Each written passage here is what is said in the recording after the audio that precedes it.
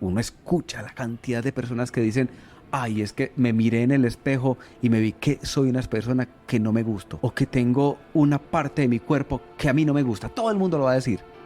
Pocas personas te van a decir, mi cuerpo es 100% perfecto y soy una chimba.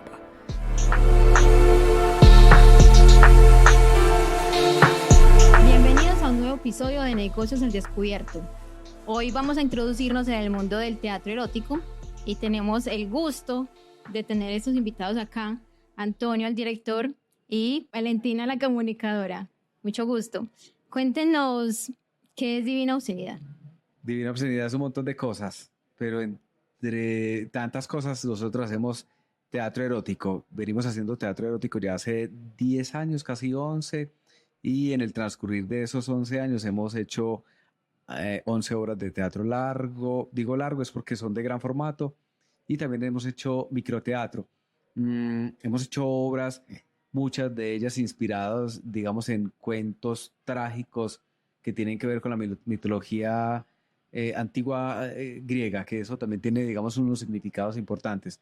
Y es porque retomamos algunos de esos relatos antiguos griegos porque están instalados antes del cristianismo y eso tiene una connotación absolutamente importante para las sexualidades humanas, para el erotismo y sobre todo para el cuerpo humano en general. Súper. Tenemos aquí una ráfaga de preguntas de respuesta rápida. ¿Sí? Primero las mujeres. Libro que te haya ayudado a evolucionar algún hábito. Bueno, de pronto replantearme nada de Janet Teller. Las tragedias de Esquilo. Ahí está. Instagram, TikTok o Facebook.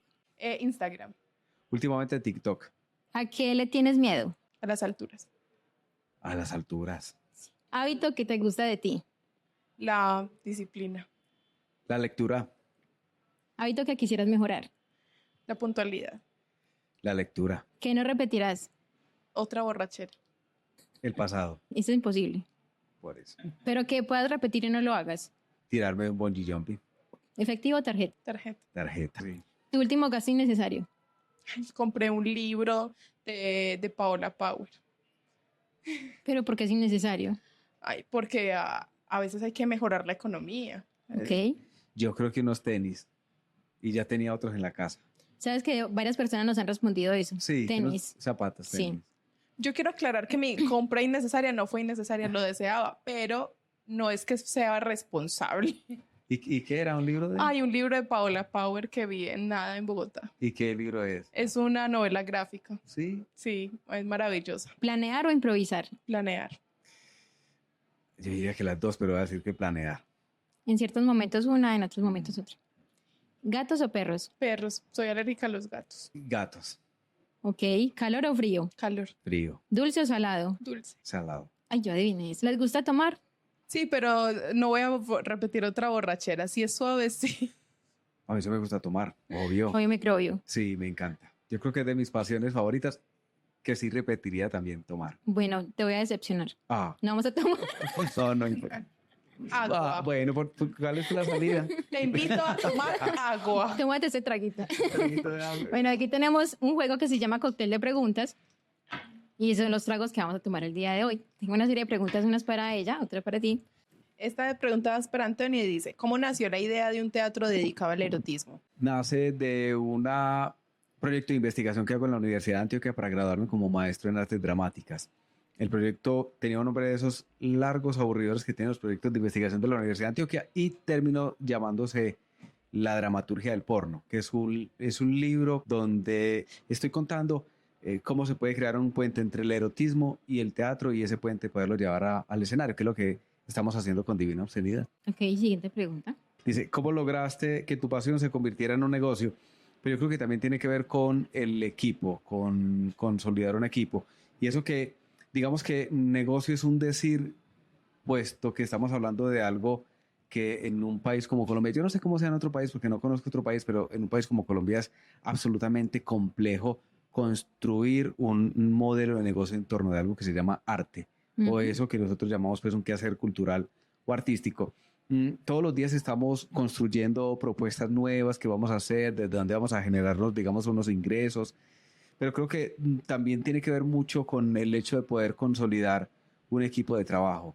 digamos que Antonio no es Divina Obscenidad, sino que Antonio es solamente una de las partes de Divina Obscenidad, o es la persona que escribe o que dirige algunas de las obras, pero hay un equipo grande y maravilloso que siempre está, digamos, preguntándose todo el tiempo qué vamos a hacer para generarnos un ingreso y para que eso que se pueda llamar un negocio pueda consolidarse de alguna manera también. Y también se debe a que hay un público receptivo. Nos hemos encontrado también con gente muy curiosa que llega a las apuestas que ha desarrollado Antonio desde su dirección, y es como que se asombran y llegan por curiosidad y se quedan identificados como con lo que se dice a través de ese arte, de las artes escénicas que se hacen. Entonces, el tener un público que está pendiente, que pregunta, que está inquieto por recibir también más, asistir, ir a municipios que son más cerca o más lejos de donde viven,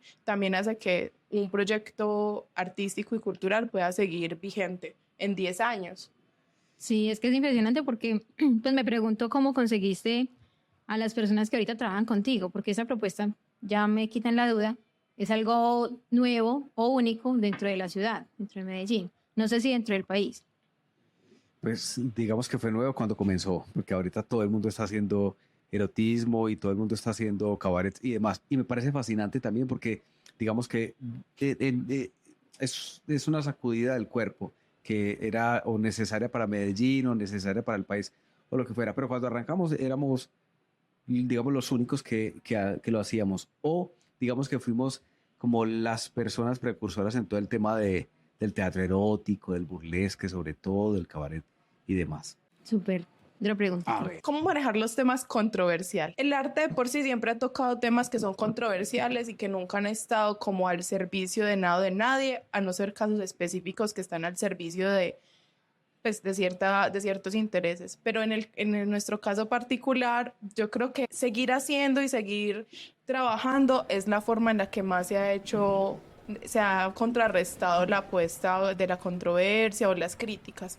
Porque llegan personas incluso del público que llegan con curiosidad, llegan por primera vez a ver una obra o una puesta escénica y dicen, pero es que usted habla de la liberación del cuerpo y del empoderamiento, pero se en pelota. La obra también es una respuesta a eso, a que el cuerpo es el canal por el que llegamos a esta vida o a este espacio que compartimos todo. ¿Cómo hacer que una prenda, en serio es tan importante? O sea, no es más allá, no son más importantes otros temas como cosas horribles que pasan o cosas maravillosas que nos permite el cuerpo para relacionarnos con el otro y encontrar el placer. Entonces, las mismas obras son la respuesta a las controversias porque nos han bloqueado en redes sociales y aún así tenemos ese público que nos está buscando que va y sigue la nueva cuenta. Y es que hay mucha hipocresía porque, pues, a todos les gusta culiar o a todos les gusta el desnudo o se pueden admirar, ahí pueden hacer y también incluso admirar su propia belleza. O sea, encontrar la belleza en el cuerpo del otro y en el propio es una cosa que podemos compartir todos los humanos. Además que lo sexual, lo erótico es algo natural del ser humano. Uh-huh. Sino que es que estamos permeados pues por la religión, la cultura, política, un montón de cosas pues sociales y eso nos bloquea. Entonces, por ese lado. Y tienen una cuenta bloqueada también por eso, porque la gente denuncia. Sí, tenemos una cuenta en Instagram que está bloqueada ya hace varios años, pero por lo mismo. E incluso con esta nueva cuenta de Instagram, que también le hicimos una cuenta de respaldo por si alguna cosa sucede, nos hemos dado cuenta que todo el tema de censura que es construido a través del algoritmo se ha vuelto mucho más exigente, mucho más rígido. Es decir, se censura algún tipo de publicación solo porque se pone la palabra desnudo o desnuda. Eso ya es una palabra, digamos, prohibida para el algoritmo. Y es una, digamos, una construcción muy loca, una construcción cultural muy loca, porque ya hay un cuidado sobre el lenguaje y que es un cuidado, digamos, que es muy purista del lenguaje, absolutamente conservador. Ya uno tiene que empezar a cuidarse de lo que está diciendo. Por ejemplo, uno no puede ir diciendo por ahí que a todo el mundo le gusta culiar, porque hay que poner el pitico, porque para que no nos vayan a censurar en ciertos lados. Y me parece muy loco, porque yo creo que lo maravilloso del lenguaje es poder desbaratar el lenguaje de eso que se supone no se permite decir en la cotidianidad. Lo que han llamado las malas palabras me parece que son las palabras más preciosas que existen, las maneras como se nombra el cuerpo o el sexo me parece encantador, que no solamente se dice el acto sexual, pues porque eso obedece a corrientes políticas absolutamente conservadoras, sino que hay gente que puede decir me gusta pichar, me gusta culiar, me gusta... Eso me parece encantador porque eso va, digamos, sacudiendo la monotonía del lenguaje, lo purista del lenguaje que estoy absolutamente seguro, y eso lo ha dicho toda la academia a lo largo de muchos años, eso obedece a corrientes políticas conservadoras que tienen que ver con querer construir un ser humano que siempre esté juicioso, un ser humano que no cuestione las políticas que siempre están contra el cuerpo, contra lo sexual y demás. Pero es una forma de control también. Sí, estoy absolutamente de acuerdo en que como seres humanos podemos tener la posibilidad de vivir nuestras etapas. Y creo que la etapa de la niñez es una etapa en la que, digamos que lo sexual no tiene que pasar por el hecho de hablar de sexo, pero sí de cuidado del cuerpo. En ese momento, porque ya llegará un momento en el que me parece absolutamente indispensable hablar sobre el sexo sin ningún tapujo.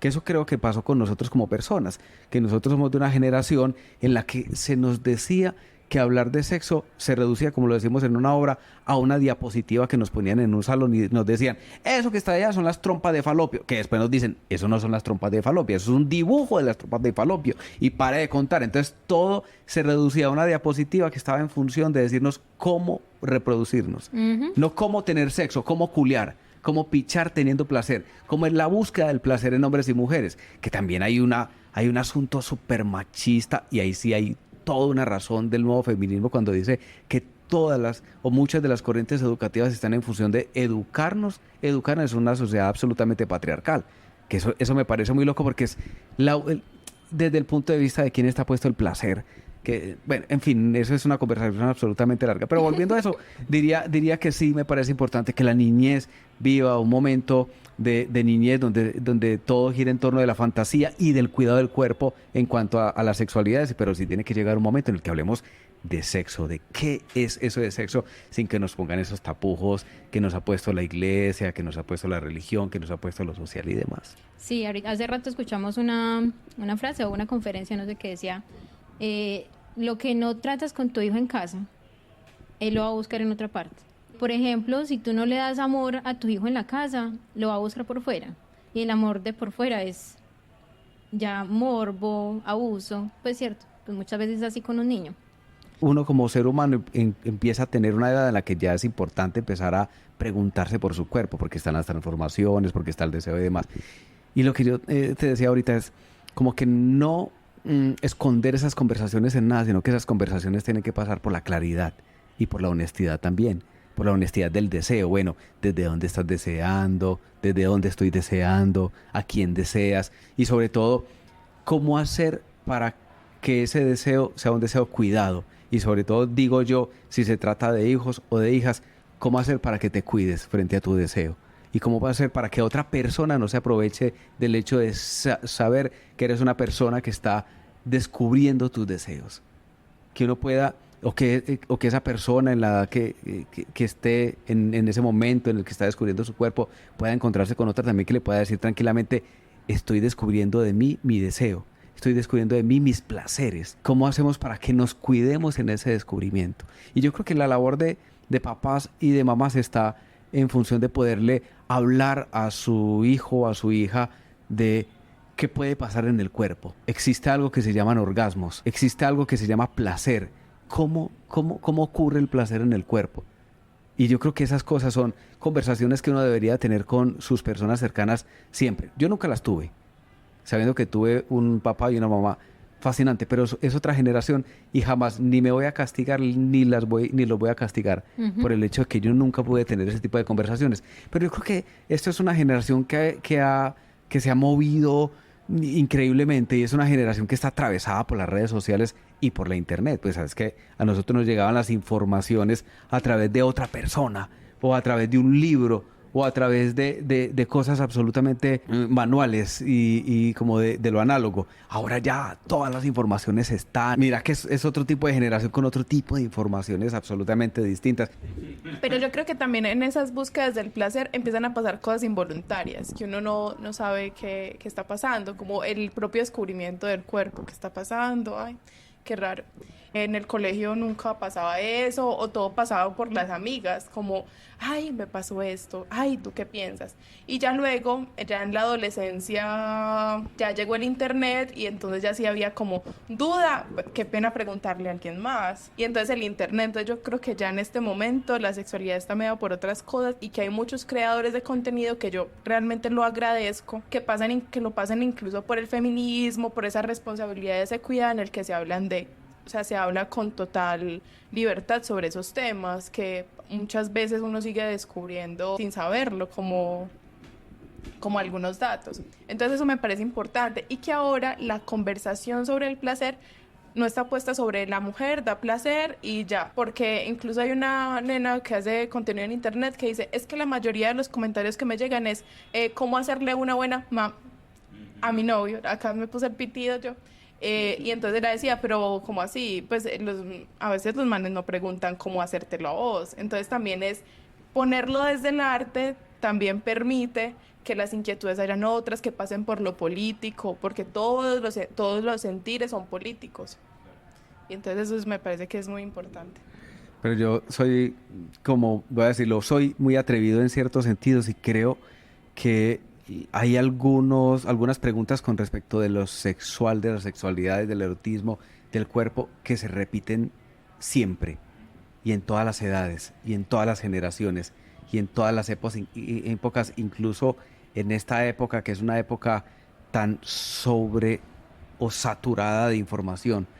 Y son preguntas con respecto del cuerpo que uno ve en todas las personas y es los temores frente a la forma del cuerpo. Los temores frente a por qué mi cuerpo es así y el de tal persona es así. Los temores frente a por qué esa persona está hablando de ese placer y cree o dice que lo vive tan libremente y yo soy tan cohibido o tan cohibida. Y eso sucede y creo que eso nos pasó a nuestra generación y le pasa a cualquier otra generación. Porque creo que hay preguntas, inquietudes, eso que llamarían temores que atraviesan lo humano, que atraviesan el cuerpo humano. Y ahí aparece nuestra propuesta, porque nuestra propuesta está también enfocada no a dar respuestas, pero a decir que es posible preguntarse por lo que nos aqueja y lo que nos llena de temores frente al cuerpo, frente a la sexualidad, frente al erotismo, frente a mi yo como persona. Y nuestra propuesta lo hace, y lo hace, digamos que estéticamente, poniendo obras de teatro que a veces son trágicas, que muestran personajes que se preguntan de manera trágica por esos dolores, esas angustias y esos miedos, y se responden también de manera trágica, pero siempre aceptando el hecho de que son personas que su cuerpo, su ser erótico pasa también a veces por el temor, que no hay ningún problema con hacerlo. Pero a veces también como propuesta estética construimos obras de teatro para reírnos del hecho de decir que somos personas temerosas frente a nuestro propio cuerpo. Porque uno escucha la cantidad de personas que dicen, ay, es que me miré en el espejo y me vi que soy una persona que no me gusto, o que tengo una parte de mi cuerpo que a mí no me gusta. Todo el mundo lo va a decir. Pocas personas te van a decir, mi cuerpo es 100% perfecto y soy una chimba. Eso es muy difícil de encontrar. Entonces, digamos que nuestra propuesta estética aborda a veces desde obras de teatro, a veces no, siempre lo aborda desde el tema de la aceptación. Aceptémonos como seres humanos, como unos seres humanos que estamos parados sobre este planeta con una cosa que se llama cuerpo. Y el hecho de decir que estamos parados sobre este planeta con una cosa que se llama cuerpo es el hecho de poder decir, voy a aceptar mi cuerpo. Y mi cuerpo es esta cosa sobre la que estoy parado en este planeta, sin importar la forma, el color, el que se diga de ese cuerpo, que me parece también precioso, y es construir. Y eso, la propuesta estética nuestra está absolutamente clara en ese sentido, es porque construimos obras que siempre están en función de decir, me quiero aceptar. No lo decimos de esa manera, digamos, claro, tan de autoayuda, pero sí es finalmente hacia el lugar de, sí, acepto mi corporalidad y acepto el hecho de que estoy sobre este planeta con esta cosa que se llama cuerpo. Y también ahí estamos desbaratando los esquemas de belleza que siempre nos están imponiendo, y sobre todo en una época como la nuestra, que es una época absolutamente cruda en ese sentido, en el sentido de que está imponiendo cada vez más formas del cuerpo ideal a las que todo el mundo se tiene que parecer. Cuerpos fitness absolutamente impecables, donde otra persona te está haciendo la exigencia de por qué no eres como yo. Y eso me parece demasiado loco porque o te están exigiendo el peso ideal de un cuerpo, o la forma ideal de un cuerpo, o la forma ideal de unas partes del cuerpo, que los ojos tienen que ser así, que la boca tiene que ser así. Pero ¿por qué no decir, es que mi cuerpo es así, yo quiero que mi cuerpo sea así, y ya? ¿Y cuál es el problema con eso? Entonces, digamos que nuestras obras, si ustedes ven las obras, los personajes son personajes que, siendo personajes trágicos, que la tragedia es una cosa maravillosa, o siendo personajes cómicos, siempre están en función de la aceptación de sus cuerpos. La aceptación de sus cuerpos sobre esta cosa que es este escenario que se llama planeta también, que me parece, bueno, eso es lo que hacemos. Me parece muy bueno la profundidad que le dan, porque pues no es algo superficial de sexo y ya, sino que van más allá, y muy bacán el mensaje que están enviando. Sobre el consumo, el contenido que se puede consumir en internet o en redes sociales, por eso hay que ser tan selectivo con lo que uno lee, escucha, con quién comparte el tiempo, porque eso también permea la creencia y mi autoestima, ¿cierto? Entonces mi aceptación también tiene que ver con qué yo estoy absorbiendo de lo que tengo alrededor. Bueno, y por otro lado te quería preguntar a los dos, si se acuerdan de esa cuenta, ay, ¿cómo se llamaba? La Verguería. ¿La Verguería se llamaba? Sí, hay apuestas distintas. Hay unas que están más centradas en vulvas, otras en penes, pero tienen nombres distintos. Bueno, la de Cali es especial pues por el escándalo que tuvo, ¿cierto? Sí. ¿Qué opinan sobre ese tipo de propuestas? La persona que sirve el waffle, que está en forma de pene, pues le echan aditivos. Es un waffle el que le echan lechera, chips de chocolate y variedad, cosita dulce. Pero entonces lo que hacía como experiencia, que se diferenciaba de este espacio por el que se volvió viral, es que al servirlo simulaba como si fuera una persona viniéndose sobre otra. Entonces lo grababan y se volvía como un espectáculo, y que el morbo y que esto es como... Sí, ese fue el escándalo. Entonces, en redes se volvió viral, y entonces empezaron ya también el man a decir, no, es que a sexualizar al man, pero también a decir que las chicas estaban siendo sexualizadas. Pero pues sí, cabe aclarar que todo estaba pasando por el consenso, desde donde se veía. Yo opino que eso atiende también a unas necesidades del público que el negocio vio. Sí. O sea, como que es excitante el morbo, ese juego, o sea, por eso existen juegos de roles también en el placer. Creo que lo escandaloso es que se vuelva parte del espacio público. Creo que eso es como lo más escandaloso, pero yo creo que siempre que haya consentimiento. Porque alguien puede decir, sí, yo quiero el waffle, pero no me lo sirvas así. O alguien dice, no, yo sí quiero la experiencia. Y si el chico que está atendiendo no está presionado, no lo están obligando, y la chica o el chico al que le hacen pues, como el mini... Le sirven el plato. Como le sirven el plato, no se siente mal, yo creo que no hay nada, o sea, no hay que cohibir el cuerpo. Todo tiene que pasar por el respeto. Es como, yo te vendo esto y te tengo esta experiencia, ¿la quieres? O sea, si pasa por la palabra, si no, me imagino que las personas que no lo querían se llevarían su waffle y ya.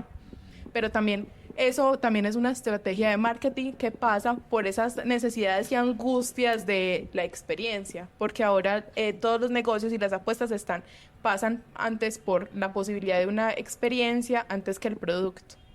Pues a mí lo único que me cuestiona ahí, que me parece una muy buena estrategia de negocio, es el asunto de la sexualización, o de que la sexualización se ponga como una estrategia solo de mercado, o que se diga que absolutamente todo tiene que ser sexualizado. Cuando arrancamos la propuesta de Divina Obscenidad, arrancamos y creíamos que esa era la manera, sexualizarlo todo, que todo tenía que pasar por sexualizar absolutamente todo. Pero fue maravilloso también porque en el camino y en el hacer nos dimos cuenta que no era sexualizar, sino erotizar. Porque por lo general el hecho de sexualizar pone un foco solo en lo genital. Y casi que se dice que lo sexual, que a veces lo erótico se reduce a lo sexual, se dice que es solamente lo que tiene que ver con lo genital. que me pareció fascinante cuando pudimos hacer, digamos, cambiar ese chip. Porque pasar de sexualizar a erotizar es poder decir que cualquier parte del cuerpo puede ser erotizada. Entonces yo, por ejemplo, me imaginaba un lugar donde te hicieran waffles y que la gente pudiera decir, es que a mí me parece tan sexy las manos. Entonces, ¿por qué no me haces un waffle con unas manos? O me parece tan sexy la voz de alguien. No, lo que estoy diciendo es la boca, el pie, cualquier cosa que no solamente se quede en lo genital, sin decir que lo genital no sea erótico, absolutamente. Porque ahí también está el asunto a donde nos han llevado las religiones y a donde nos ha llevado la censura, a censurar nuestros genitales. Y hay que decir, los genitales hacen parte de un cuerpo, pero no son lo más importante de un cuerpo. Todo en el cuerpo es absolutamente importante. Los dedos, las pestañas, los genitales. Todo es absolutamente importante. Yo creo que ahí está en que a muchas de las personas se nos ha negado la posibilidad de decir, a mí me gustan las tetas, o me gustan los chimbos, o me gustan el culo, o me gustan las vaginas, pero yo no lo podría decir abiertamente, ni siquiera en un espacio consensuado porque está prohibido. O porque parece vulgar. Y que también, volviendo a lo del negocio, es que si la gente va y es popular es porque hay unas inquietudes sobre esa genitalidad que no se ven en ninguna parte y que es ahora cuando estamos conversando de ellas. Hay en un capítulo de un documental en el que cuentan que hubo un papa el que le quitó, un día en medio de la noche, le quitó los genitales a las esculturas del Vaticano. Le arrancó los penes y los testículos. Y que entonces en medio de la burla decían es que en el Vaticano, en algún lugar hay un cajón lleno de penes.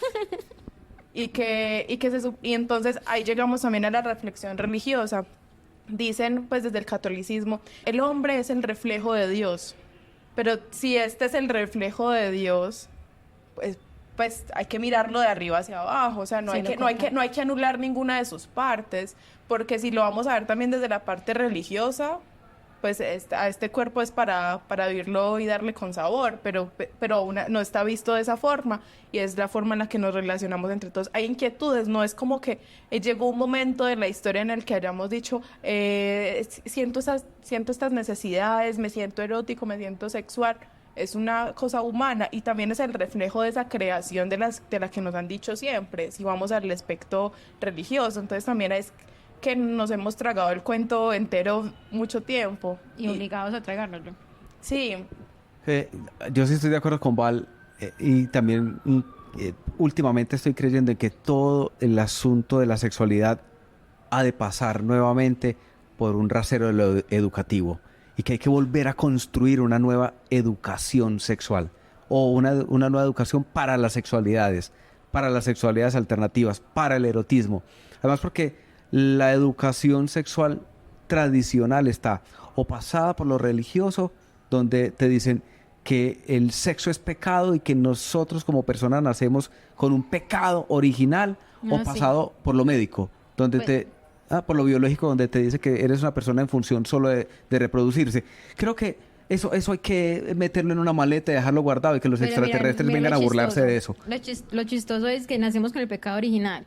Y ya se murió Jesús y nos perdonaron todos los pecados. Y entonces... pues yo no sabía eso. Que Jesús ya... Pero también el concepto... a mí me crean en la fe católica, no soy practicante. Yo tampoco, pero sí. Pero también es como una serie de rituales que están puestos alrededor de cumplir metas. Es como si fuera una pirámide. Lo voy a decir así y Dios mío, mi mamá ojalá no escuche eso. Pero sí, es como primer requisito, bautizo. No eres católico ni practicas, pero como la tradición dice que cuando nazca mi hijo, entonces hay que bautizarlo, entonces voy y lo bautizo, así yo nunca vaya a misa. Y luego así el matrimonio, luego la aplicación de los óleos y todo ese montón de eventos. Sí.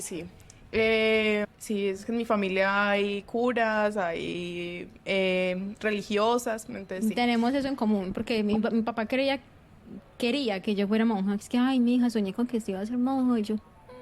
Sueñe. Sí, y entonces, pero no le dicen a nadie que, por ejemplo, viste a alguien y te gustó, y es como que hace parte también de su erótico, como como no es solamente como, ay, nos vamos a juntar en matrimonio, entonces, y también le venden a uno esa idea, le venden a las niñas, nos vendían ese ideal, creo que ya no, o pues en algunos espacios, hay que llegar virgen al matrimonio. Hay que llegar virgen al matrimonio y entonces las mujeres que se casaban a los 30, entonces como, no sé, apretándose en una almohada, en el cojín, en el peluche que le regaló el novio en la cita en la sala de la casa y que se van a terminar casando con un man que de pronto no es una persona ideal, no es una buena persona y tampoco conocieron ese aspecto tan importante que es una de las bases más importantes de un matrimonio. Entonces, claro, una religión o una educación que empieza a llegar y a traerle tristeza y angustias a una pareja, que después termina en infidelidad, luego no se cuidan, llegan enfermedades al hogar, porque cosa que se puede evitar a los 10 años, en hablar con tranquilidad. Y puede ser igual de ridículo como decir que, ay, es que si se te perdió el lápiz, entonces vas a morir viejo y solo. No sé si han visto una imagen que dice que en internet que si pierdes tu lápiz, entonces no estudias, si no estudias no trabajas, entonces vas a morir solo. Pero sí, o sea, es una construcción que tiene que venir desde el decir con claridad al principio y empezar a hablar cosas. Ahora se está hablando de las sexualidades no alternativas y la forma en la que en reconocernos como hombres o como mujeres o como personas no binarias y me encanta que ahora le estemos poniendo nombre y que se esté hablando abiertamente y que también pasa por lo estético, que es una de las cosas más lindas en el vestirse como me gusta, tomar la decisión, tener la autonomía, porque eso también hace una vida más feliz y sociedades más felices en medio de tiempos donde están pasando cosas horribles, donde hay conflictos que ni siquiera podamos solucionar nuestros conflictos internos, pues ya habla muy mal de lo que somos como humanidad. O sea, a mí lo que me preocupa de la educación pasada por lo religioso es el tema del castigo. Y es porque todo es un castigo. El cuerpo es un castigo. Los genitales son castigados. El plástico es castigado. Y eso me parece absolutamente terrible porque digamos que la vida de muchas personas gira en torno de eso, de no poder, digamos, disfrutar de la vida misma precisamente porque todo gira en torno de que me estoy castigando por hacerlo. Si disfruto de un vaso de agua, ¿por qué lo estoy haciendo? Y el por qué implica un castigo. Si vi algo que me gustó o me encontré con alguien con quien quise tener sexo o disfruto del sexo con mi pareja y exploto sexualmente con mi pareja, a veces entra el momento y uno lo escucha, el momento de ¿por qué lo estoy haciendo de esa manera? Y entra el castigo, que me parece absolutamente cruel y doloroso, que lo religioso nos haya impuesto el tema de castigarnos por ser personas del deseo, por ser personas que sentimos placer. Yo creo que hay que borrar lo religioso en todos los sentidos, porque lo religioso nos ha hecho mucho daño y volver a construir, y eso es un ideal porque eso jamás pasará, pero creo que sí es posible volver a construir otros valores y que los otros valores pasen por otro tipo de sentidos distintos al hecho de que seamos personas que siempre nos estemos castigando por el hecho de vivir, que eso me parece muy loco, que lo único que queramos sea morir para poder ir a otra vida, y entonces esta vida ¿qué? Pues, ¿y aquí qué vamos a hacer? Sí. Bueno, sigamos con más preguntas. Ay, yo no respondí una que tenía por acá. Ah. Ay, qué pena. ¿Y cuál era? Dicen, ¿cómo encuentran al público objetivo? ¿Qué estrategias usan para llamar la atención al público? Sí. Ahí dice vale. Sí, dice vale. Sí, vale. así lo pensamos. Bueno, lo que dicen, no hay forma más fácil de encontrar al público que los que llegan a las obras. Eso es como, o sea, es el primer público. Y con otras, y las redes sociales nos han hecho también en darnos cuenta, por ejemplo, cuál es el rango de edades, y es como más técnica como el la perfil pregunta, el perfil, qué hacen, qué buscan, cuáles son, como dónde viven. Y lo que hemos encontrado es que el público que nos sigue en redes sociales es el que va a las obras, el que va a las fiestas, los que si hay un conversatorio van al conversatorio. Entonces hay un público objetivo muy claro. Hombres y mujeres son el 50-50%. No es como que, es que van más hombres, entonces hay muchos morbosos. O sea, las mismas inquietudes que tenemos nosotros con las que se identifica el público son por igual, mujeres y hombres. No hay como nada más extraordinario que decir. Y van desde los 14, 15 años hasta 80 años. Claramente en redes sociales tenemos un público más activo que va entre los 20 y los 35, 40 años, que es como el público que tenemos, pero hemos llegado a otros escenarios donde nos hemos encontrado con un público que son como nuestras mamás o nuestras abuelas, que disfrutan las obras de una forma tan encantadora. Son los que más participan, los que se van con preguntas, los que al final le preguntan a los actores, a Antonio, se quedan con preguntas y las hacen llegar, y yo creo que eso es uno de los encuentros más lindos, porque pues siempre decimos, ay, sí, es que las anteriores generaciones nos educaron así, pero también en medio de este proceso se entiende que también ellos estaban a merced de unos ideales que se heredan, y que ahora hay otras inquietudes y que están empezando a inquietarse, que también hablan o empiezan a pasar cosas en la obra, y es como que en Sexo, que es la última comedia, en el primer capítulo que se estrenó, que estuvo en temporada hace poco, la gente era como que, ay, entonces sí, ¿cómo así? Ay, entonces un juguete. Entonces uno escuchaba a las señoras que iban y le preguntaban a Paola, que la tienda que nos acompaña en las temporadas, iban y le preguntan por juguetes. Entonces también hay inquietudes por el cuerpo que llegan tarde o temprano, pero que están ahí. Entonces ha sido muy lindo porque tenemos un público muy variado. Y con Val y desde las comunicaciones hemos aprendido también que una de las claves es hablar muy amorosamente, también bajarle un poco al hecho de generar resistencias o choques, porque el choque de por sí está, y es un choque cultural. El encuentro con las sexualidades, con el erotismo, siempre es un choque, siempre ha de ser visto como un choque. Entonces, digamos que cuando nos encontramos con nuestro público, también el encuentro es un encuentro amoroso, y las conversaciones cuando son a través de las redes sociales son amorosas, llenas de corazones, de cositas les invitamos a que estén aquí.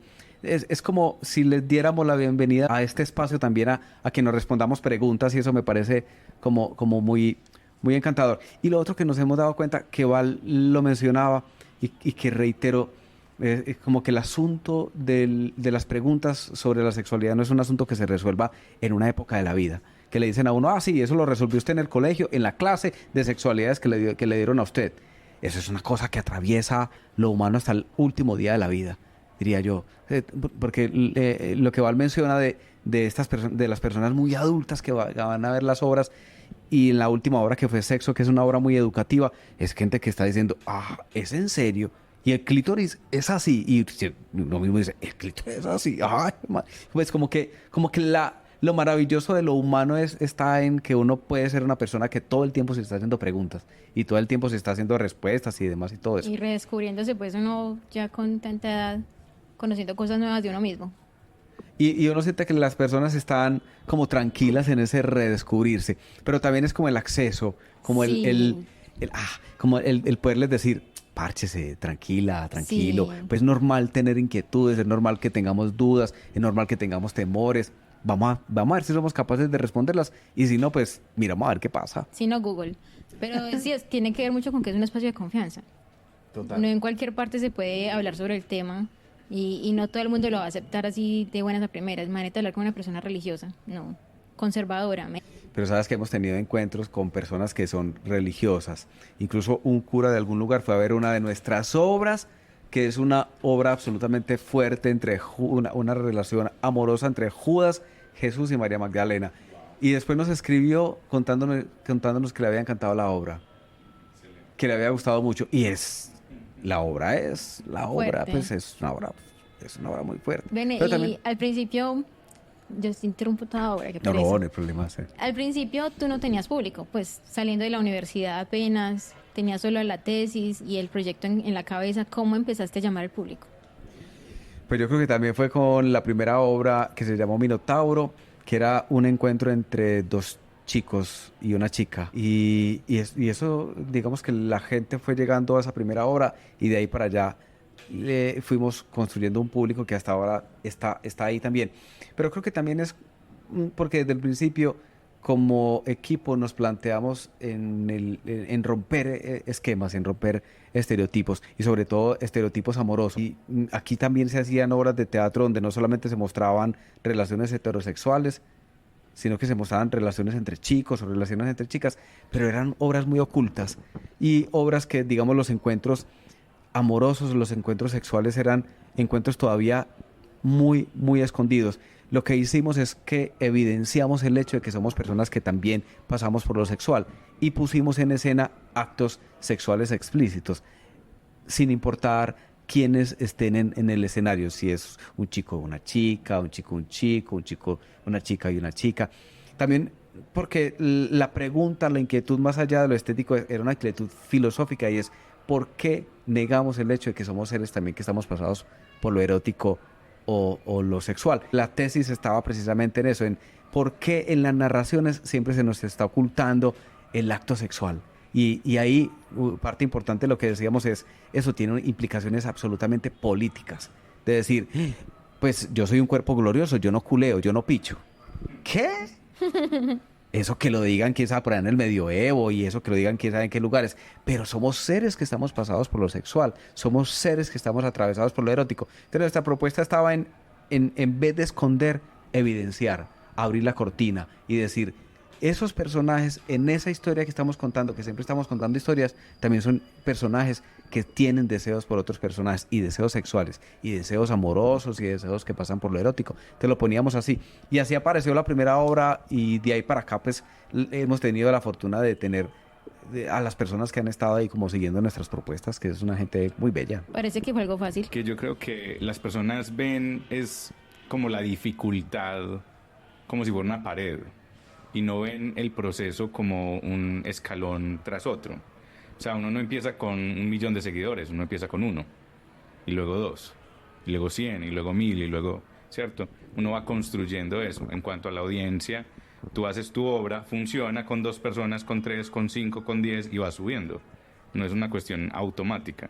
Y yo creo que eso es lo que frena a muchas personas a empezar un proyecto desde cero. Sí, como que no le tuvimos miedo al hecho de decir, bueno, somos un teatro que podemos hacer teatro para 10 personas o para 1.000 personas como lo hemos hecho en el Pablo Tobón. Nunca hemos tenido esa dificultad. Vamos a teatros o a espacios donde son espacios íntimos para, ¿cierto? Como para 20, 30 personas y digamos que sentimos la misma felicidad y hacemos la obra con la misma rigurosidad que cuando lo hemos hecho en el Pablo Tobón con el Pablo Tobón lleno, por ejemplo. Y otra de los asuntos que creo que también ha sido como muy, muy importante en la propuesta es que eso erótico o eso sexual lo hemos puesto desde el punto de vista humano. Y ahí la investigación fue muy importante porque nos mostró que el porno tradicional heterosexual siempre nos mostraba encuentros sexuales ideales. Y eso frustró a la humanidad. Porque todo el mundo decía, ay, yo tengo que tener el chimbo parado 4 horas. Y yo como mujer tengo que tener el squirt y bañar esta pieza y echar. O mis tetas tienen que ser de esta manera, o mi culo es así, o mi vagina tiene que ser esa cosa así que parece dibujada como una porcelanita. Lo que hicimos es decirle, bájale al porno, bájale al porno. Sexualmente, como cuerpos, somos absolutamente diversos y somos torpes también. Y somos personas que a veces no se nos para. ¿Y qué? Y somos personas que podemos empezar a explorar la sexualidad de maneras alternativas, como nos lo ha venido enseñando el BDSM, todo el parche sadomasoquista últimamente, que dicen, ojo ahí, lo sexual no solamente está en lo genital, lo sexual no solamente está en lo genital. Entonces, el espectro, cuando nos decíamos ahorita que pasamos de sexualizar a erotizar, tuvo que ver con eso. Con bajarnos del porno tradicional, porque hay corrientes del porno alternativo que son preciosas, que pasan por ahí, que dicen, somos seres humanos que nos sexualizamos y nos erotizamos de distintas maneras. Y somos cuerpos que sentimos, o sea, no solamente un cuerpo que puede sentir un orgasmo, es el cuerpo de la mujer perfecta que está en YouPorn, jamás. Ese también, pero los cuerpos tradicionales, los que caminan por aquí por la Avenida Oriental, también pueden tener sus orgasmos y los viven de la manera apasionada. Entonces nuestras propuestas ponen cuerpos en escena, que son cuerpos absolutamente cotidianos que dicen el sexo, lo erótico es torpe, lo erótico también pasa por lo cotidiano, se baja de esos ideales que nos montó el porno hace mucho tiempo. Sí, eso de que sea exitoso, encontrarse, socializar con otros no siempre es fácil y menos erotizar. Pues también hay unas, entonces en el porno es como, ya llegó el promero, estabas arrecha, se dio 4 horas ahí y se repite y tienen energía. Bueno, y es como, y entonces ya eso es lo satisfactorio, eso es lo que está bien, durar mucho tiempo. Pero me acordé de que uno en la adolescencia le llegan textos como María, que es un texto romántico y es como que en el consumo cultural, que son los primeros que uno tiene, es como que están ahí y hablan de las flores y están enamorados, pero solo se han visto 2 veces.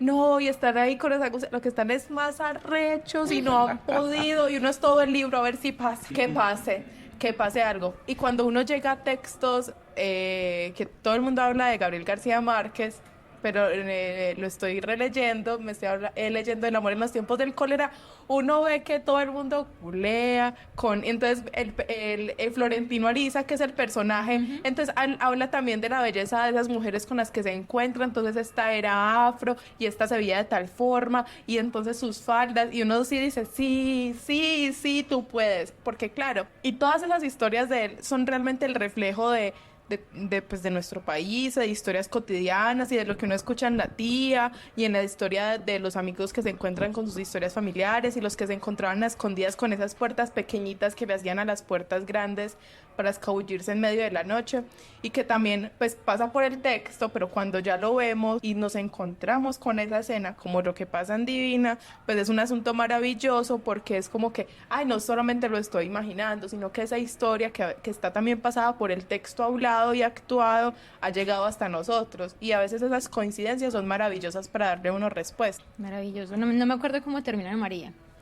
Porque que no se hablaba de... ¿Cómo termina María? Él muere, sí. Él muere. No me acuerdo. Sí, él muere y no... Y nunca hicieron nada. No.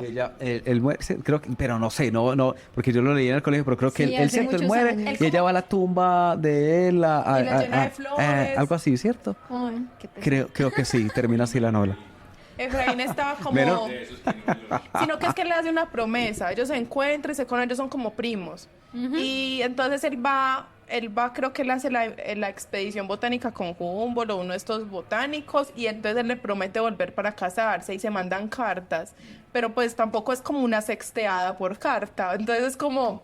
Entonces las cartas son como... Demasiado romántico.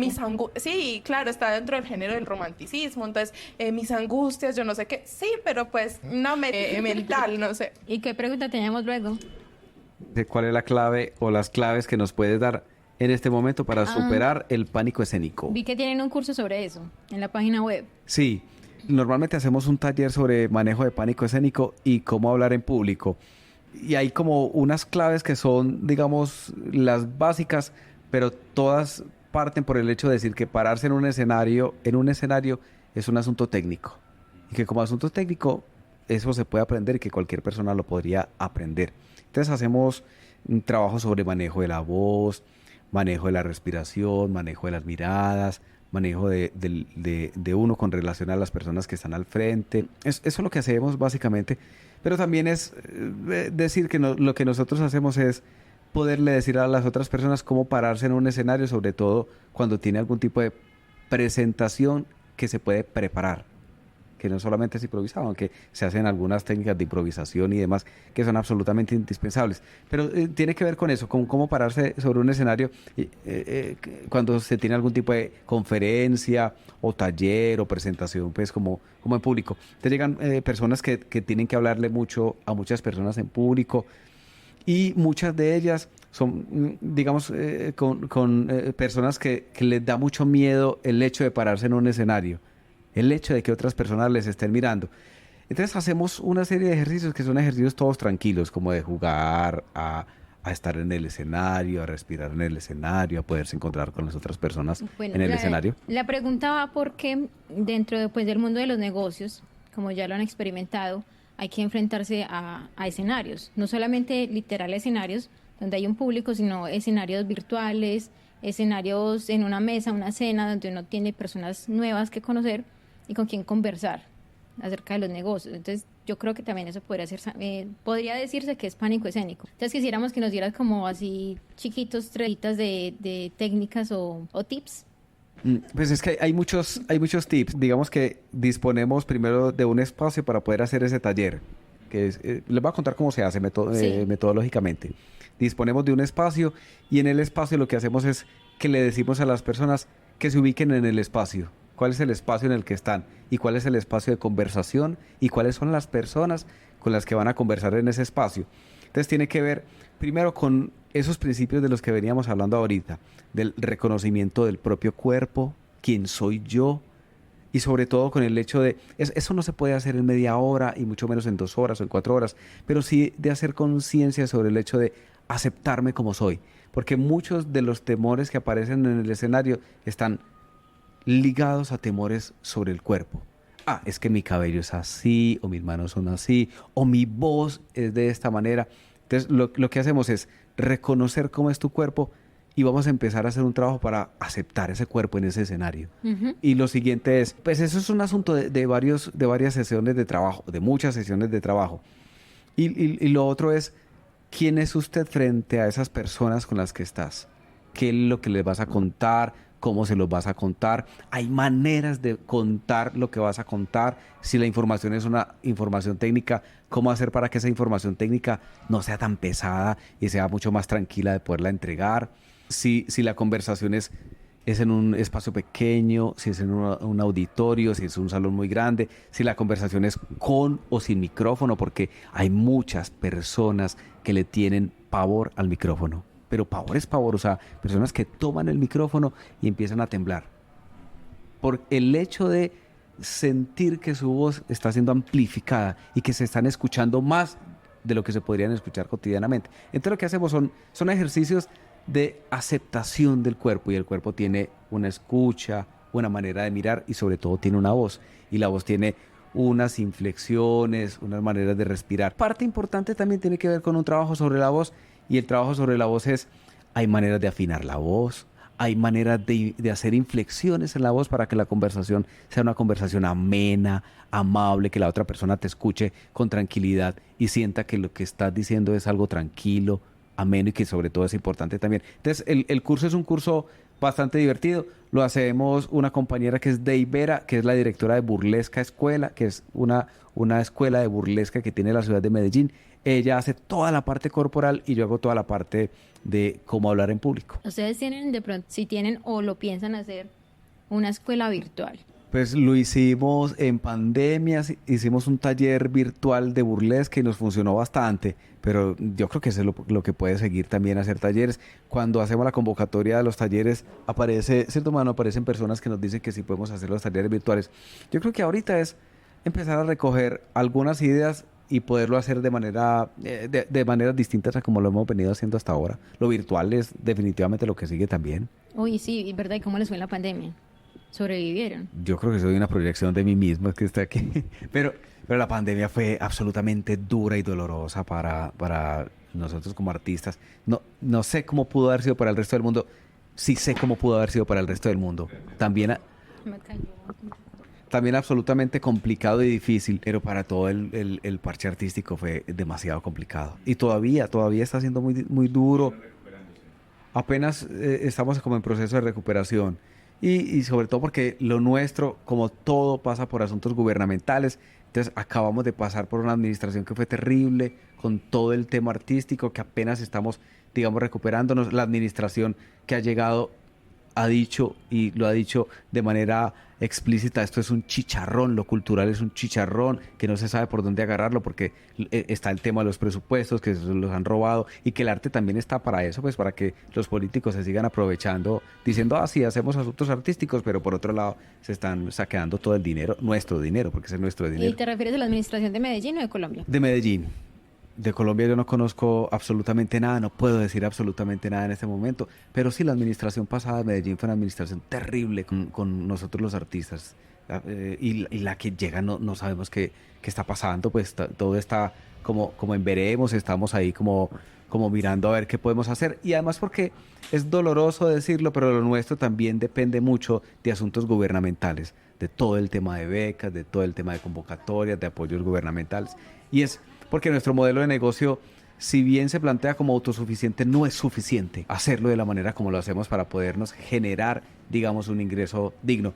Yo a veces lo digo como chiste cuando aparece en los formularios, usted es población vulnerable, y yo digo, sí, yo creo que en Colombia las personas artistas somos población vulnerable.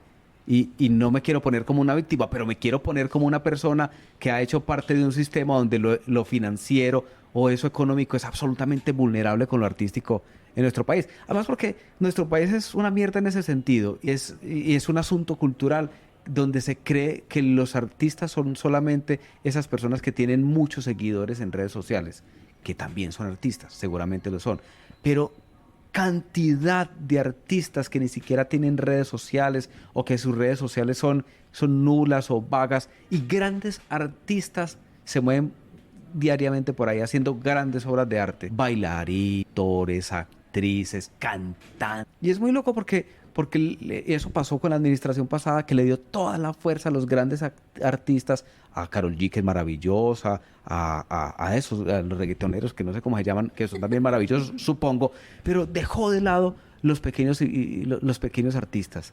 Y los dejó de lado, los dejó tirados, o nos dejó tirados, que me parece muy loco también, porque eso crea una conciencia social sobre el hecho del arte, y se sigue viendo que lo artístico es solamente lo que es famoso. Lo artístico no es solo lo que es famoso. Lo artístico pasa por lo humano, y lo humano aparece en cualquier tipo de clases sociales. Pero luego pasa conversaciones aspiracionales de tú puedes ser como este artista así súper maravilloso. Y un público muy grande. O sea, también somos muy afortunados porque nos hemos sostenido por el público. Claro. O sea, también es que dentro del discurso, cuando también hemos accedido a procesos como de estímulos, nos hemos encontrado con jurados que cerca o no de la administración nos hacen buenos puntajes, pero en las recomendaciones es que nos gustaría algo para todo público. Y entonces es como que todo público es que niños, pero pues no Sí, todos es que apoyan mucho la niñez acá. Sí, o sea, entonces la formación de públicos para el contenido familiar, entonces también hay una barrera, como que no están pasando otras cosas. Pues vamos a ver cómo sigue el panorama con respecto a lo público, pero con respecto a los públicos, a quienes asisten a nuestros espacios, que pues siempre estamos muy abiertos a la conversación con ellos, les respondemos de forma muy linda en redes. Anto también ha hecho un trabajo precioso con las redes, en conectar con el público, y son ellos los que han hecho posible que se sostenga Divina Obscenidad. Son ellos, porque cuando hablamos de lo público, pues el panorama siempre es difuso y sabemos que no es necesario saber qué es una biblioteca para hablar de administración cultural, porque pues en Medellín si en Medellín el panorama es difícil, a nivel departamental no me lo puedo imaginar, en municipios alejados del área metropolitana, entonces es muy complejo, pero también están pasando otras cosas a nivel nacional, que le están apostando a esos artistas, a los que no tienen redes, a los que están en territorios apartados. Nosotros hemos también hecho análisis de los estímulos, y es que en este gobierno están haciendo unas apuestas para que estos recursos lleguen a municipios del Cauca, de Nariño, o sea, lugares donde uno de verdad que si acá se supone que en Medellín a veces hay más presupuesto que a nivel nacional en Mincultura, pues no llegan es nada, y son poblaciones con recursos más escasos, donde los públicos no pueden pagar muchas veces una boleta de entrada. Sí. Entonces, como que también es hacer arte y cultura, es ir mediando, es ir también analizando. Y creo que está ligado a esta pregunta que está acá en este papelito, que es la siguiente, que se dice: ¿qué se necesita para mantener vivo un espacio donde el arte se encuentra con la erótica? ¿Cómo aseguran la sostenibilidad y el crecimiento del teatro? Creo que estamos respondiendo precisamente a esta pregunta, porque también es el no quedarse quieto, el estar mirando, el estar migrando, también escuchar mucho a la gente que quiere, o sea, ¿qué quieres? O sea, como que queremos las obras, pero a veces también la gente quiere como que vayan a nuestros espacios. O sea, si alguien de pronto dice, es que yo quiero tener en mi casa una parte o un monólogo, también se puede. O sea, también existen todas estas posibilidades para escenarios alternativos y escenarios pues ya configurados como son los teatros, pues los teatros. Muy interesante. Hay que mirar diferentes opciones, pues lo que yo les decía ahorita de la escuela virtual es una gran posibilidad, porque es llegar a públicos que no están en Medellín, a públicos de otras ciudades, incluso otros países y otras regiones. Y es una buena opción. Ahorita nosotros estamos apostando mucho por el negocio virtual, porque tuvimos hasta el año pasado o antepasado un negocio físico, ir a manejar inventarios, logística. Se complica mucho la cosa y necesita más personas que trabajen. Entonces dijimos, no, tenemos que migrarnos y aprovechar qué talentos tenemos innatos en nosotros, que se nos hacen naturales, para para empezar a generar pues dinero, ¿cierto? Y dijimos, aprendimos mucho de redes sociales, empecemos a asesorar personas de redes sociales. Y aquí vamos en el negocio, ahorita estamos apostando por el podcast, que también es un servicio para empresas y marcas personales, y por eso les decía de la escuela. La escuela es muy buena opción. Estamos invitando a la gente que se nos una al canal de YouTube, es Divina Obscenidad Teatro. Estamos subiendo mucho contenido de interés, o sea, conversaciones, lecturas, obras, y también es otra forma de apoyarnos a partir de la suscripción. La suscripción, el like, las horas, que nos vean mientras están cocinando, mientras están yendo al trabajo en su carro, ponen el audio, no cuesta nada y nos sirve mucho para seguir creyendo a nivel digital. Y también estamos estamos construyendo contenido por suscripción.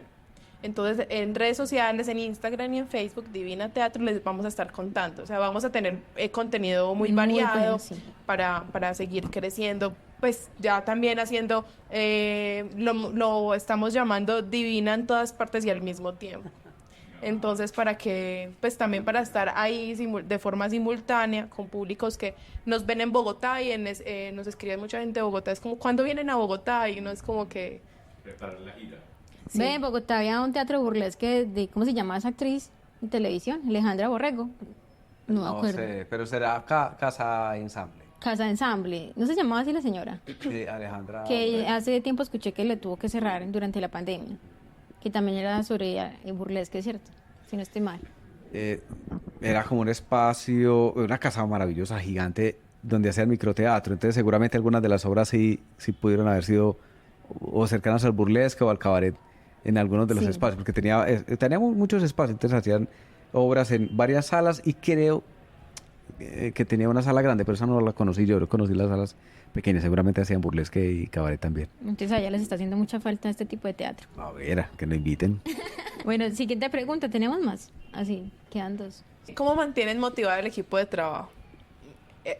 Pues yo creo que todos nos queremos tanto que que en nuestro equipo todos entendemos, como escuchamos al otro, estamos como pendientes y podemos apoyarlo, si vemos como que hay algo que está bien, está mal. O sea, yo creo que esa es una de las primeras cosas para hacer como que el equipo de trabajo pues esté como más tranquilo. O sea, intiman entre todos ustedes. Sí, o sea, antes que compañeros somos amigos, pero también, o sea, con el respeto, respetamos la posición profesional del otro, lo escuchamos, le damos su lugar. Yo creo que esa es una de las primeras cosas. Y creo que la segunda clave para mantenernos siempre activos es que entendemos que los otros también están en otros proyectos creativos, entonces organizamos los tiempos. Siempre hay un consenso sobre los tiempos, sobre el encontrarnos, porque pues la creación es un ejercicio de mucho tiempo. Uno ve, pues, si uno va a teatro, hay una hora, es una obra que dura 1 hora o 2. No es solamente trabajar esa hora, sino que hay muchísimas horas detrás de planeación, de construir el personaje, de ensayar, de construir la escena en conjunto. Anto es un maravilloso escritor y entrega los textos y a veces uno dice, ¿pero qué es ese monólogo tan largo? Pero entonces ya el actor, y entonces empiezan a construir el personaje, cómo vamos a hacer el vestuario, entre todos se piensa el maquillaje. Entonces es una construcción muy linda que pasa siempre por el amor a crear y a que pasen estas cosas. Y lo otro es que todos, así como en la anterior idea, nos damos ideas, cómo vamos a hacer esto, y las ponemos en conversación entre todos. Entonces no es como que alguien tome una decisión y se va a hacer. Y se imponga, ¿no? No, es una creación colectiva que hace que el equipo siempre esté motivado para seguir creando. Maravilloso. Eso es lo más importante para uno como empleado, que se tenga en cuenta las ideas y el aporte que uno realmente hace. Porque la plata, pues, uno la gasta en un momentico, pero ¿qué queda después? ¿Cierto?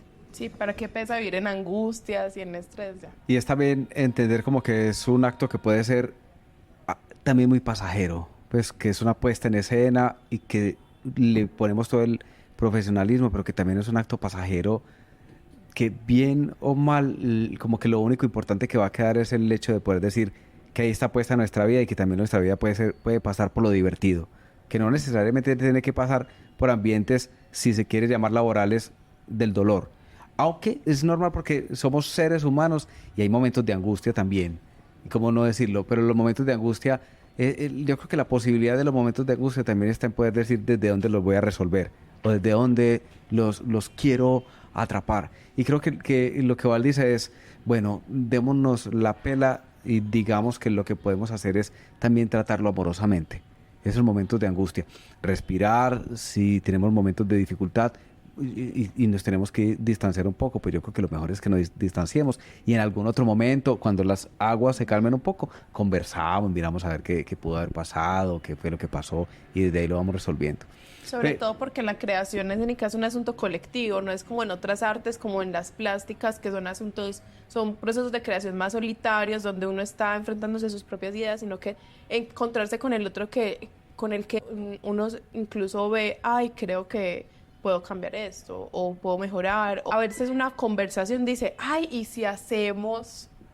Y muy importante que Eso es muy que el lindo. escritor, como el originario de la idea, acepte estas cosas, ¿no? Sí, sí, que sea sí. de bienvenida y no de impongo lo que yo digo. A veces, me va a mentir, es que no. Retiro lo dicho. Pero sí es una construcción muy, muy colectiva, donde digamos que tenemos claros los lugares de donde se construye una obra de teatro, más que estamos hablando de teatro, que el teatro es una cosa que siempre ha de suceder en vivo, y eso complejiza absolutamente cualquier tipo de relación, porque quienes están ahí todavía no son ni inteligencias artificiales ni máquinas, sino que son personas atravesadas por emociones, y uno no sabe con qué emoción llega esa persona cuando llega al escenario. Entonces, a veces hay, digamos, dificultades, y lo que hacemos es lo respiramos y decimos, bueno, ¿desde dónde pudo haber llegado esta persona que tiene tales dificultades? Entonces, digamos que esos lugares que normalmente son lugares del poder, donde se dice que el director es más importante, que el escritor es más importante, aquí se asume como un lugar más en la construcción de una obra de teatro, y que todos los lugares en la construcción de una obra de teatro son absolutamente indispensables. Una obra de teatro no es nada sin actrices y actores.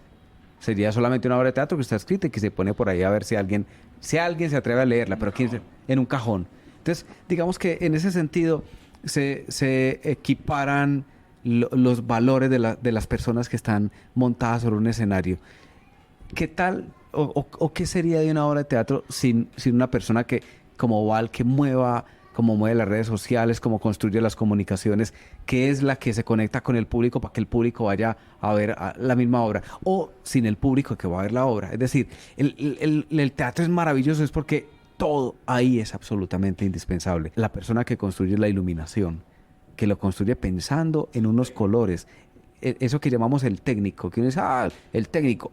Las personas con las que hemos trabajado, que hacen la iluminación, son personas profesionales.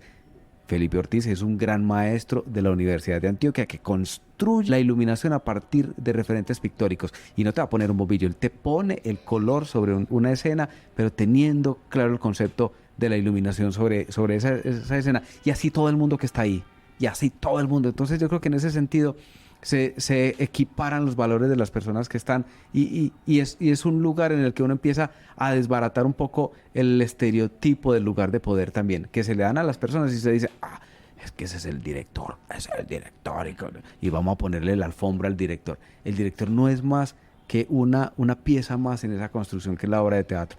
Y claro que suceden inconvenientes y discusiones y conversaciones fuertes y pesadas, que la solucionamos o lo hemos tratado de hacer de la manera amorosa, como Val nos lo mencionaba ahorita, entendiendo que lo que estamos haciendo pasa por lo humano, siempre pasa por lo humano también.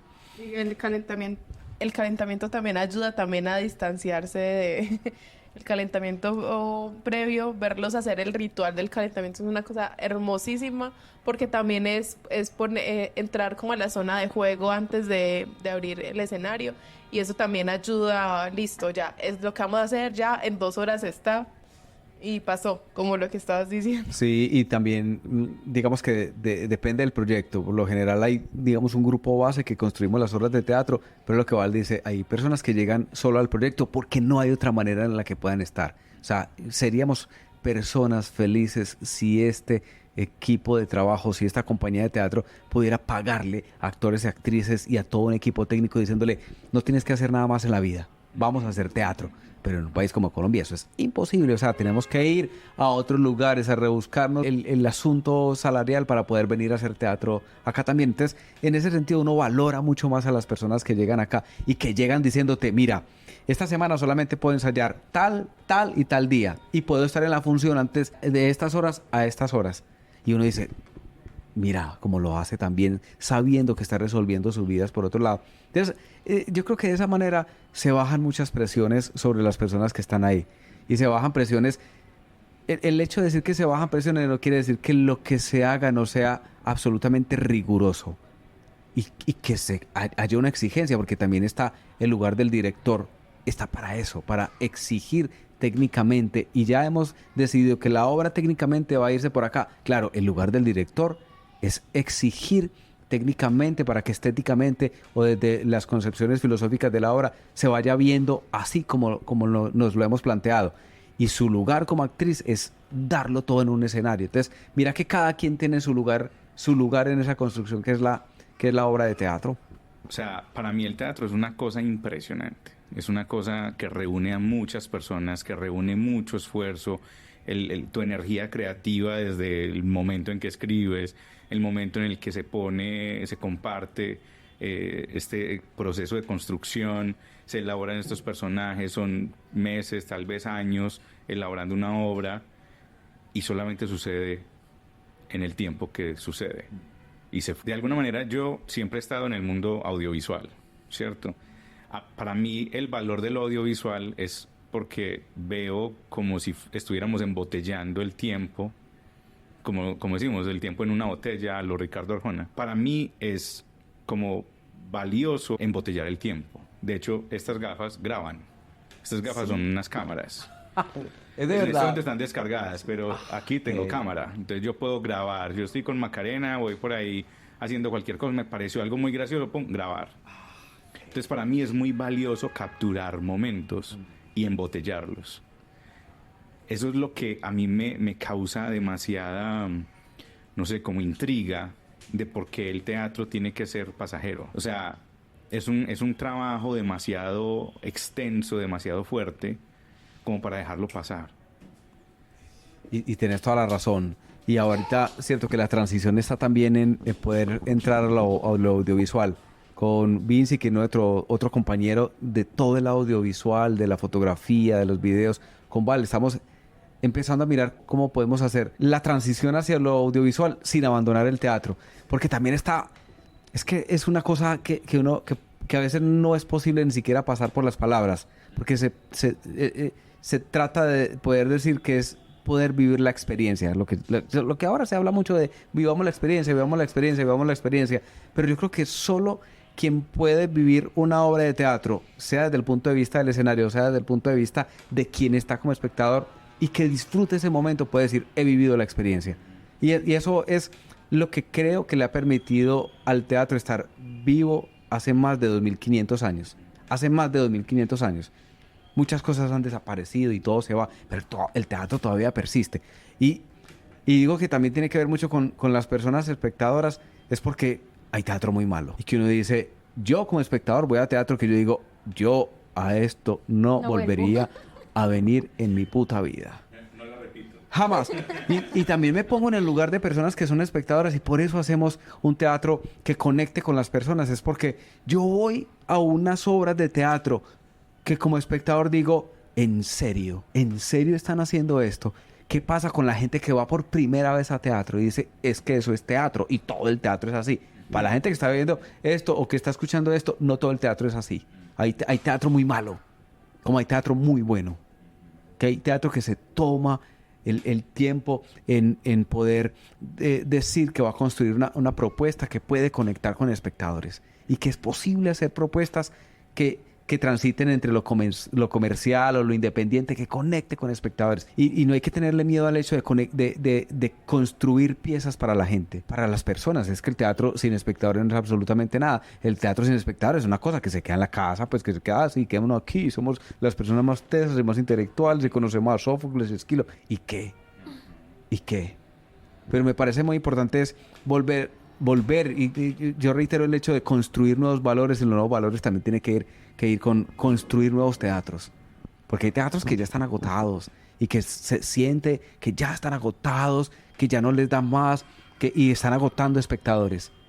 Y creo que lo que hay que hacer en el teatro es una responsabilidad política, el hecho de poder decir, voy a construir una obra de teatro para crear espectadores, que vayan a mis obras, está bien, pero que también vayan a otras obras y digan, el teatro es esto es teatro erótico, me encanta, esto es teatro físico, me encanta, esto es teatro muy cómico, de tal manera cómica, me encanta, pues que los espectadores puedan transitar entre eso, pero creo que nos tenemos que dar la pela por construir piezas teatrales que sean amables con el espectador también. Así es que vuelven, si no, no van a volver. Claro, total. Terminamos con esta, que dice, cuéntanos una historia de un cliente inconforme y cómo lo solucionaron. Solamente voy a contar una cosita, y es cuando tuvimos una sede, tuvimos, digamos, la fortuna de estar acompañados por personas maravillosas, de todo el lado del equipo, el respaldo que tuvimos a la hora de construir una sede y lo que significa tener una sede de teatro en un país como el nuestro. Todo el asunto legal es absolutamente imposible de sostener. La legalidad de nuestro país es muy dura con las personas que queremos construir, digamos, un negocio independiente. Es muy, muy dura, es absolutamente cruel y dolorosa, y sobre todo para pequeños empresarios. Eso es absolutamente difícil. Pero digamos que tuvimos la fortuna de estar con un equipo que siempre nos respaldó, que estaba ahí, que decía, bueno, y hay que contarlo de esa manera, y es porque no había manera de generarnos a veces, ni siquiera a veces no había manera de generarnos un ingreso, como un pago para nosotros, porque había que pensar en el pago del espacio y en lo que significa pagar un espacio, y sin embargo estábamos ahí, que me parece absolutamente loco que sea de esa manera, porque creo que políticamente no tendría que ser de esa manera, y es muy doloroso porque quienes lo hacemos de manera legal decimos, cómo lo hace la otra gente también. Y ahí sí encontramos un par de clientes inconformes, de personas incluso cercanas al gremio, que me parece muy, muy loco, que nos trataron, y lo voy a decir, cuando nosotros poníamos el hecho de decir, bueno, vamos a tratar en una relación de tú a tú, y entendemos que lo que estás haciendo es un acto artístico y que vamos a poner el espacio para que todo sea maravilloso, un par de personas que llegaron, pero quiero contar esta experiencia negativa, solo para que pasemos al otro lado, de personas que nos trataban como, es que no sé cuál sea la palabra para poder decir, gente que te llamaba con el dedo, pues, y eso ya pone a la otra persona en una relación absolutamente cruel con quien está aquí intentando ponerte un espacio para que estés ahí bien armando tu obra de teatro. Digamos que ese fue el único encuentro difícil, porque de resto hasta la gente que estuvo apoyando nuestro espacio también con sus obras, con sus puestas en escena, es gente que nos apoyó de manera maravillosa. Y ya, de resto, no tengo nada que decir. Bueno, hubo uno que no fue tan cliente, pero una persona que llegó que pensó que éramos un prostíbulo. Y una vez llegó muy borracho y muy problemático, pues porque... Claro, hacíamos fiestas para que la gente se sintiera segura, cómoda, llegando en lencería o llegando con esas prendas que están en el closet que nunca hay oportunidad de sacarlas, que uno las compra porque las ve bonitas, en el caso de las mujeres o de los hombres, y uno dice, pero ¿dónde me la voy a poner? O es para quitármela y ya. Entonces también eran los vestuarios con los que llega el público, incluso a las funciones. Es una cosa tan maravillosa. Entonces llegan con un chaleco tapándose el vestuario por debajo. Sí, o llegan al espacio, se pueden cambiar, guardan las cosas, incluso en las obras, o sea, si tienes un corset guardado y no has encontrado la oportunidad, una blusa de malla, un encaje muy lindo, pues también son espacios que pasan por lo estético como espectadores, ser parte de la experiencia, que es la invitación que hacemos, como llega con el vestuario que quieres, este es un espacio donde vas a estar seguro, donde te vas a buscar. Entonces, claro, llegaban las personas con su vestimenta, con sus prendas súper lindas, y pues hubo una ocasión en la que un vecino llegó como un poco borracho, y entonces quería llegar pensando que era un prostíbulo y agarrar a una de las chicas. Entonces le pedimos que por favor se saliera, porque así como somos abiertos, amorosos, también hay que cuidar a nuestro público y corresponder a esa confianza que ponen nuestros espacios. Entonces también es encontrarnos con un público que, claro, de pronto los tragos se confundió, lo que sea, pero pasan esas cosas, y siempre hay que manejarlo con mucho respeto y con mucho profesionalismo. Pero también tiene que ver con que en estos años hemos podido hacer, digamos, un trabajo de educación de espectadores. Y es una cosa también maravillosa que nos alegra muchísimo, es porque muchas de las personas entendemos el código o la convención, y el código y la convención no es una convención estricta o rígida, pero sí entendemos que propiciamos espacios para que la otra persona se pueda sentir libre desde el consentimiento. Entonces es lo que Val dice que es maravilloso, porque las personas se atreven a poner sus pintas, sus trajes que no se pondrían en otro lugar, sino en nuestras fiestas, en nuestros eventos o en nuestras obras. Y lo que pasó con este señor, a mí me pareció encantador, porque da cuenta de otra manera de muchas de las personas que hay en nuestra ciudad y en nuestro país, de cómo está su elaboración con respecto del cuerpo, de las sexualidades, del erotismo, donde ver a una persona con un encaje lindo, eso ya lo lleva a unas connotaciones de él que lo relaciona con esas formas culturales de donde se ha venido relacionando el cuerpo, las sexualidades y el erotismo. Estos días veía un programa de televisión de esos que presentan los sábados por la noche, de chistes. Y me parecía muy loco que todavía hoy, en la época en la que estemos, uno de los chistes gira en torno a decir que la esposa es una fiera o que la suegra es una fiera. Y yo decía, ¿en serio? O sea, no hemos podido transitar eso, no hemos podido elaborar otras formas del humor que estén alejadas de ese tipo de convenciones tan estereotipadas. Fama también por eso. Es súper también loco. Se ha caído también porque se quedaron en el pasado, pues, del humor. Claro. Y ya, pues, eso ya está trillado. Pero mira que por ejemplo, este señor seguramente está ubicado en ese lugar. Sí. Y como él, mucha gente que todavía transita en ese tipo de estereotipos con respecto de las personas. Y entonces ver a una persona que se siente libre con respecto de su cuerpo es ver a una puta, es ver a un marica, a un dañado. No es ver a una persona que está viviendo su cuerpo con libertades, es ver esas convenciones que le ha venido construyendo, ese tipo de convenciones culturales que son como tan gruesas y que todavía están por ahí rodando. Y que en el imaginario social están como así, personas de primera y segunda categoría, porque no entendemos esa posición, y es lo que decíamos ahora. Con esos chistes siempre pienso, pero si tú elegiste a tu pareja, o sea, tú puedes irte, lo recuerdas, pero entonces también ahí está volvemos a la importancia de la educación sexual, de que desde niño digan, tengo el poder de decisión y nadie me lo impone. Si aquí nadie está obligando a casarse con nadie, estás infeliz, puedes irte, pruebe. Yo te recomiendo, por ejemplo, a mis amigas o amigos que planean irse a vivir con un novio o una pareja, o que piensan en casarse. Esa es mi posición personal. Yo realmente no creo en el matrimonio, pero sí digo, hagan un piloto. Quédense los fines de semana, quédense en una semana, quédense en 2. Empiezan a socializar bien, listo, vivan juntos, pero no se tienen que casar. No se tienen que casar, hacen sus acuerdos, sean muy respetuosos de los acuerdos, porque y que también pasa en las relaciones eróticas. Si tú eres respetuoso con los acuerdos con el otro, con las palabras de seguridad, vas a ser respetuoso de ti, primero de ti y del otro. Y entonces eso es lo más importante, que tiene que pasar por eso. Entonces, si no hay educación sexual que nos permita decir, y educación sexual porque hablar de la sexualidad como el término de interactuar, primero de que la sexualidad es el interactuar con el otro, lo que está pasando de que si no sé tomar mis decisiones y poner mis criterios sobre la mesa, ¿qué va a pasar después? Cualquiera hace contigo lo que quieres, y en espacios como Colombia, pues nadie va a salir a defenderte. Hay procesos que se demoran 1000 años y no pasa nada. Entonces, pero, la importancia ahí de la educación sexual. Pues, si se casó, existe el divorcio. También, por eso, que está ahí el poder de decisión de decir, estoy mamado, está bien, o nos entendemos, entonces, no se puede por la economía, seamos roomie. Se pueden siempre llegar a acuerdos. Comercial ahora sí. Viene el estreno de Sexo, el segundo episodio, porque lo estamos haciendo por episodios. El segundo episodio, el primer episodio se llamó Clítoris, y este segundo episodio se llama Música para Culiar, que ese viene, el estreno será en junio, pero ya les iremos contando cuándo es para no confundir a la gente. Lo que nadie te dijo cuando más lo necesitaba. Y en espacios virtuales, si no están en Medellín o cerca a Medellín, la invitación es a que vean nuestro contenido en el canal de YouTube, Divina Obscenidad Teatro. Tenemos obras maravillosas, están desde las viejitas hasta las nuevas, es muy lindo.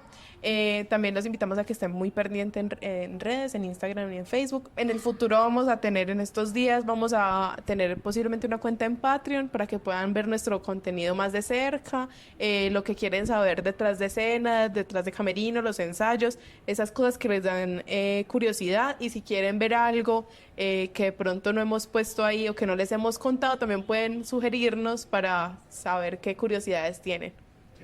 Hablando de sugerencias, ¿a quién quisiera que tuviéramos acá en el podcast? Que les sea de utilidad para la empresa. No sé, a Nacho Vidal, a Esperanza Gómez, a quienes ustedes quieran, no, pues yo creería que es no, pero bueno, no sé, ya ustedes decidirán a quienes nos invitan para estar aquí como espectadores. ¿Ves? Un buen formato. Tener un conversatorio con público.